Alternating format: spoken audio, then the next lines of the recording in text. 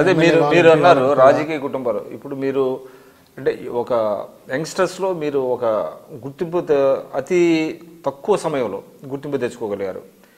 నేను అనుకోవటం 2009 ముందు 2008లో వచ్చిన ప్రజారాజ్యంలో మీ రాజకీయ ఎంట్రీ మొదలైనట్టుంది, ఇఫ్ ఐఎమ్ రైట్. అంతే కదా? Correct. You are from Nalgonda.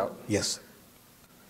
Shravan గారు, అంటే మీరు టీఆర్ఎస్ నుంచి మీకు టికెట్ రాదని తెలిసి బయటకు వచ్చారు, వెంటనే కాంగ్రెస్ పార్టీలో జాయిన్ అయ్యారు. మీకు ముఖ్య అధికార ప్రతినిధి పదవి ఎలా వచ్చింది?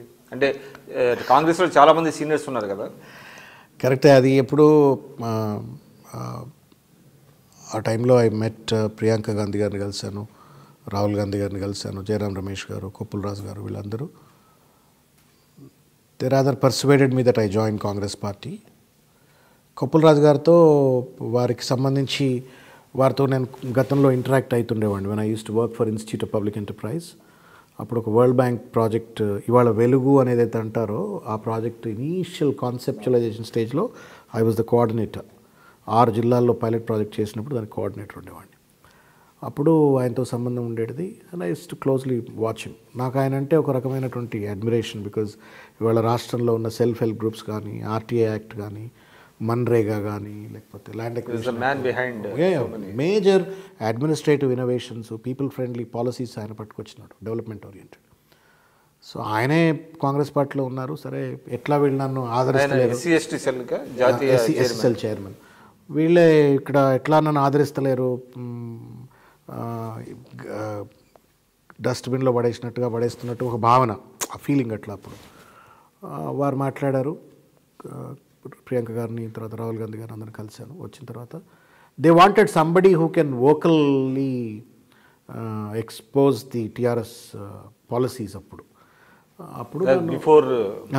బహుశా ఇన్నేళ్ల చరిత్ర ఉన్న పార్టీలో టికెట్లు ఇచ్చిన వాళ్ళు ఉన్నారు, కానీ పార్టీ పదవి బహుశా ఎవరికి ఇవ్వకపోవచ్చు. అదృష్టం నాకు లభించింది. I didn't even expect that. Join కాగానే ఇమీడియట్గా అనౌన్స్ చేసినారు. అంటే కొప్పుల రాజు గారి కృషి కొంత ఉందా? కొప్పుల రాజు గారు పదవి గురించి కృషి అని నేను అనుకోను. ఆ టైంలో there was also a need. Of course Jayaram Ramesh గారు, కొప్పుల రాజు గారు వాళ్ళందరూ కూడా టికెట్ ఇస్తా అని అనుకున్నారు వాళ్ళు కూడా. కానీ నేను టికెట్ అంతా అయిపోయాక జాయిన్ అయినాను కాంగ్రెస్ పార్టీలో కూడా. I joined after all the nominations were over.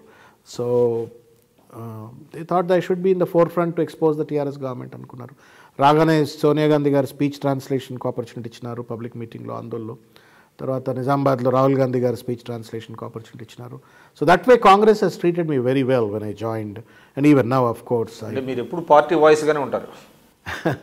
ప్రజల గొంతుకగా ఉన్నాను అని మాత్రం నేను సంతోషపడతా ఉన్నాను. పీఆర్పీలో ఉన్నప్పుడు కూడా అధికారంలోకి మేము రాలేదు. ముఖ్యంగా 2009 ఎన్నికలు అయిపోయిన తర్వాత జిహెచ్ఎంసీ ఎన్నికల్లో పోటీ చేయాలన్నటువంటి